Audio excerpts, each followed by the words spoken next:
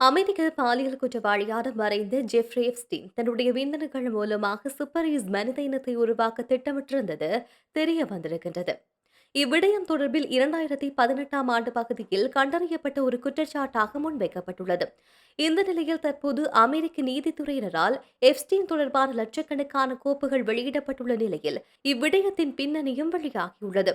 அதன்படி உயிரிழந்த Jeffrey Epstein தன்னுடைய விந்தணுக்கள் மூலமாக சூப்பர் மனித இனத்தை உருவாக்க திட்டமிட்டுள்ளார். சர்வதேச செய்தி நிறுவனம் ஒன்று வெளியிட்ட தகவலின்படி ஜெஃப்ரி எப்ஸ்டீனுக்கு சொந்தமான 10,000 ஏக்கர் பரப்பளவு கொண்ட நியூ மெக்சிகோவின் ரோஜோ ரேஞ்சஸ் எஸ்டேட்டில் 20 பெண்களை திட்டமிட்டு தேர்வு செய்யப்பட்டு சூப்பர் மனித இனத்தை உருவாக்குவது தொடர்பான திட்டத்தை செயல்படுத்த எப்ஸ்டீன் திட்டமிட்டுள்ளார்.